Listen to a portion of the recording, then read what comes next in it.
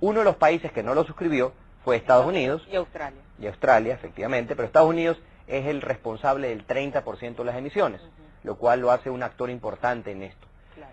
Pero, como tú bien decías también, nosotros no podemos esperar de que si los otros no hacen, nosotros tampoco vamos a hacer. Claro. Nosotros tenemos la responsabilidad de hacer algo, y creo que todos nosotros, todos los habitantes del planeta, tenemos la responsabilidad de eliminar lo que nosotros llamamos la huella ecológica. Es decir, cada uno de nosotros en nuestra vida diaria genera una huella ecológica, genera algún tipo de contaminación, ya sea en el vehículo que te transportas, ya sea en la energía que tú consumes en tu casa, en tu negocio, la cantidad de desechos que tú consumes, porque acordémonos una cosa, la mayoría de recursos naturales en el planeta son recursos no renovables, es decir, cada vez son más escasos. Y por otro lado, la población a nivel mundial cada vez es más numerosa. Para que tengamos una idea, hace 60 años, es decir, gente que vive en nuestra generación, que hoy tiene 60 años, recibió el mundo con 2.500 millones de personas, es decir, la mayor cantidad de gente que ha existido en los últimos 2.000 años. Y de 60 años acá, el planeta hoy tiene 6.500 millones de personas. Y supuestamente en 30 años más, o sea, esta persona que va a vivir 80, 90 años, va a haber visto cómo el planeta lo recibió en 2.500 millones de personas y va a terminar de aquí a 30 años en 9.000 millones de personas. Y son 9.000 millones de personas que hay que alimentar, que tienen que proveerse de agua, que tienen que transportarse, que tienen que alimentarse.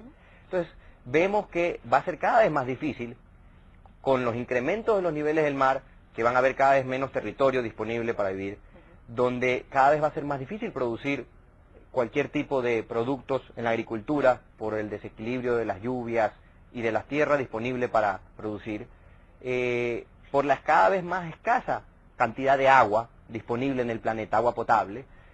Vemos que la supervivencia nuevamente de esta cantidad de personas que va a estar poblando el planeta va a ser cada vez más complicada. Entonces, hoy todos tenemos la responsabilidad de tratar de reducir nuestra huella, nuestro impacto ecológico. ¿Y cómo lo vamos a hacer? Bueno, nos vas a contar después del corte, porque tenemos que hacer una pequeñísima pausa comercial en este tema tan importante y que todos debemos de conocer. ¿Qué podemos hacer nosotros para ayudar a disminuir el calentamiento global?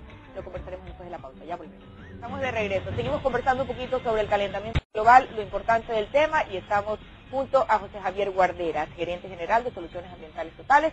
Bueno, nos quedamos en el bloque anterior, lo que podemos hacer nosotros, ¿verdad? Lo que tenemos que hacer todos los habitantes de este planeta Tierra para poderla cuidar y que tengamos muchos años más, y no solamente de aquí a 50, que ya estamos viendo lo que puede suceder, ¿no? Así es. Bueno, haciendo referencia al nombre de tu programa, creo que tenemos que establecer una nueva forma de vivir, ¿no? Porque definitivamente, como explicábamos en el capítulo anterior, la situación hoy es real y creo que todos tenemos la responsabilidad moral de poder hacer algo y contribuir con esto. Entonces, te quería dar así algunos ejemplos claros, sencillos de lo que podemos hacer. Como te mencionaba, los gases, o el problema del calentamiento global se genera por dos problemas. Uno por la generación de gases y otro por el problema de la deforestación. Entonces, ¿cómo podemos reducir nosotros de alguna manera nuestra huella, la generación de gases contaminantes?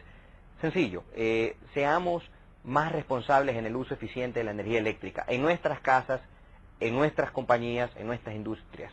Y es cuestión de cultura, es cuestión de tener el hábito de apagar las luces cuando no las estamos utilizando, apagar equipos cuando no los estamos utilizando, el tratar de comprar focos ahorradores, el tratar de comprar equipos que sean eficientes en el consumo energético. Es decir, ya en la evaluación de nuestras compras, no solamente evaluar simplemente qué es lo más barato el momento de la compra, sino qué es lo más barato el momento de la compra, pero además evaluar cuál es su consumo energético, con el que en el tiempo, eso que pensamos que nos iba a salir barato el momento de la compra, en el tiempo, además de no contribuir con el problema del calentamiento global, también nos afecta a nuestra economía. Asimismo, hacer un uso eficiente de nuestros vehículos, también tratar de tener la consideración al momento de tal vez adquirir un nuevo vehículo, el tener las consideraciones que este sea o eficiente en su consumo energético, y vemos que hay en algunos países donde ya hay pues vehículos inclusive totalmente ecológicos, híbridos.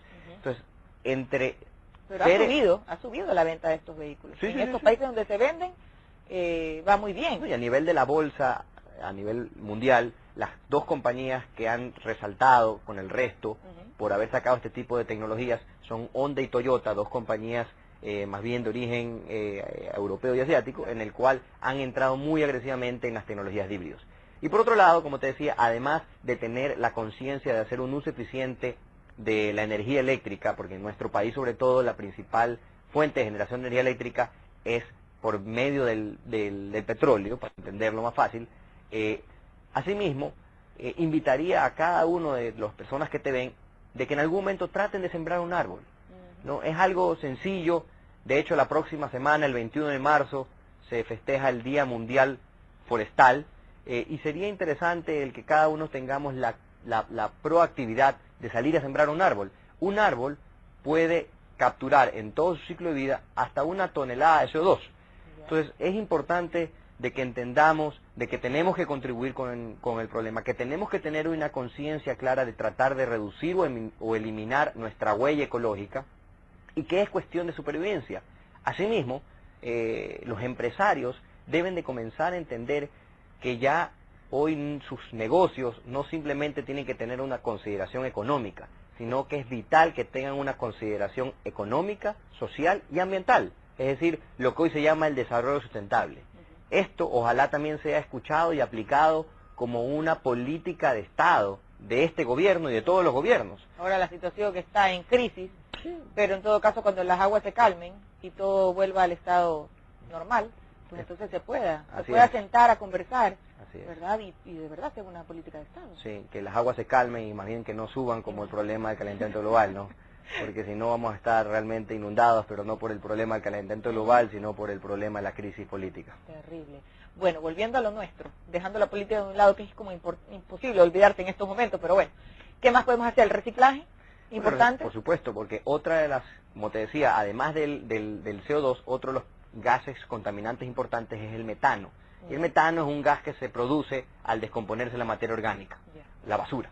Entonces, al mayor generación de basura, esta también genera mayor cantidad de metano. Entonces, es importante de que también hagamos un uso eficiente de los recursos y que aprendamos a reciclar en nuestras casas, porque además la mayoría de productos que nosotros consumimos en nuestros hogares, sean productos orgánicos, es decir, de origen vegetal, o sean empaques de plástico que vienen de hidrocarburos, los dos de una u otra manera, como te he explicado, afectan a la contaminación y al calentamiento global.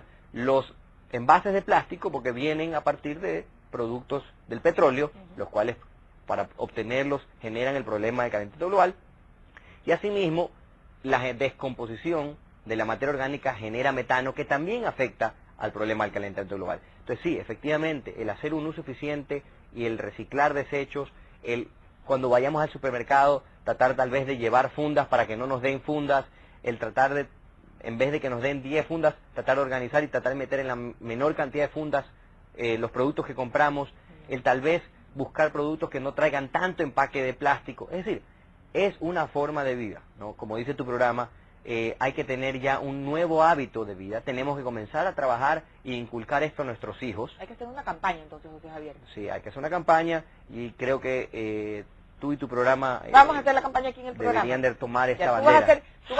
Tú pones las ideas y nosotros acá lo producimos. Me parece. Y hacemos una campaña aquí en el programa, la lanzamos. ¿Qué te parece? Estás hasta vestida de color verde, o sea que creo que... Me parece excelente, porque de verdad hay que apoyar esto. Tenemos una llamada telefónica, alguna inquietud seguramente. Buenas noches.